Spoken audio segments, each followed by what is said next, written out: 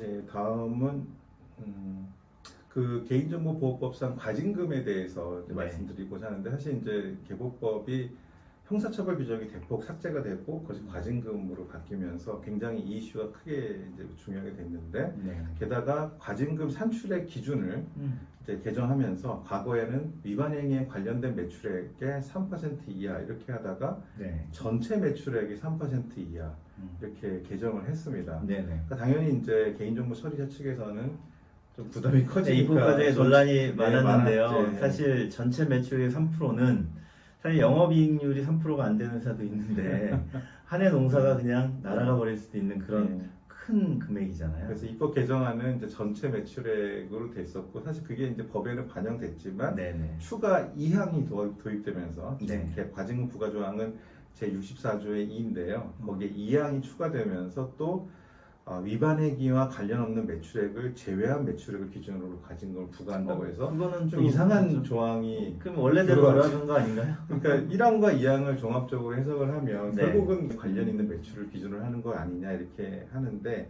여기에 대해서 이제 개인정보보호위원회는 입증 책임이 전환되는 규정이다 이렇게 설명을 하고 있습니다. 그러니까는 개보인은 전체 매출액 기준으로 이제 과징금을 산정하려고 하고, 처리자는 관련성 없는 매출을 입증해서 입증을 해야 된다, 이런 입장으로 알고 있습니다. 저 입증 책임의 전환은 민간 사이에서는 많이 사례가 있습니다. 네. 이제 재조물 책임법이라든지 해서 민사 소송에서는 그것도 법률에 명문의 규정으로 도입돼 있지만, 행정부처가 권력 작용을 하는 데 있어서 입증 책임의 전환을 하는 예는 일단 많지 않고요. 네. 그다음에 그렇게 하려면 법의 명문으로 네. 입법이 돼야 되지 않는가 하는 생각이 있는데요.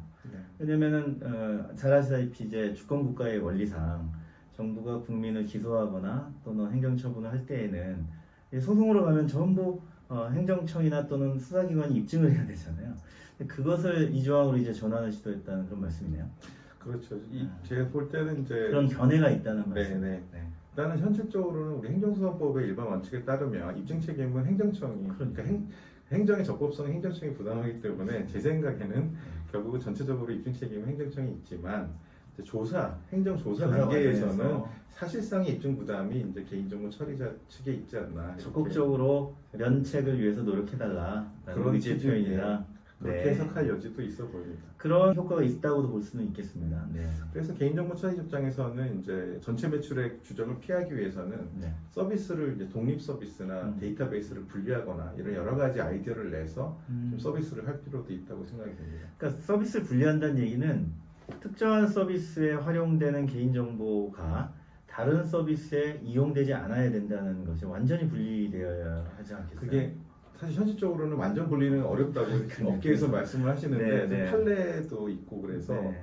사실은 이제 우리가 아이디어를 낼 때는 네. 어떤 독립화된 서비스 또는 이제 주요하게 개인정보를 다루는 게 데이터베이스니까 데이터베이스의 약간의 분리, 이런 참 거를 실제로는 그렇게 완전히 분리된 경우가 쉽지 않을 것 같은 게, 대형 포털이든 뭐 커머스 사이트든 마찬가지로 기본적으로 회원 가입된 정보를 가지고 그 회원이 어떤 활동을 했는지를 계속 살펴보면서 다른 유용한 서비스들을 연결시켜주는 그런 촉매적인 역할로 쓰잖아요.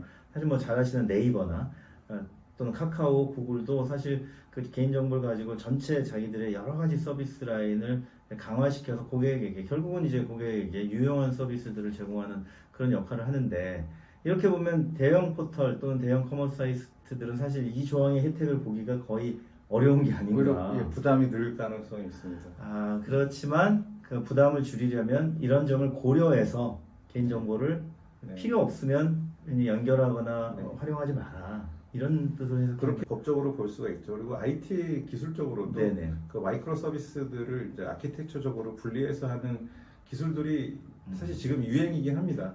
그것이 얼마나 법적으로 적용될 수 있는 의문이지만, 예를 들면 한때는 좀 1, 2월에는 이용했다가 3월부터 안 썼어요, 이런 변명이 먹히나요? 그러면 한 번이라도 이용하면 관련 그것까지는 서비스가 제가 고민을 못 해봤는데, 네. 저희가 사례를 좀 봐야 될 것 같아요. 아마 법문상은 그게 명백하지 않은 것 같고, 뭐 조사 대상 기간에 전년도 매출액에서 네. 조금이라도 관련된 서비스는 다 들어오게 되지 네. 않을까 그런 생각도 있고 이런 점을 이제 고려해야 된다는 네. 말씀이겠군요. 이 매출액 산정에 대한 고시도 있기 때문에 네. 고시 내용을 찬찬히 보고 네. 저희가 판단을 해야 될 것 그럼 같습니다. 이 시행령 개정에 따른 고시 변경 가능성도 있습니까? 고시는 이미 제가 알고 있는 거로 알고 기존 있는데 고시는 있는데 또 네. 이제 시행령이 아 확정되면 이건 작년에 됐기 때문에 음, 아마 바뀌었을 것 같은데 그거는 좀 좀, 체크를 네. 해봐야겠습니다. 변경되는 대로 또 네. 소식을 알려주시기 바랍니다.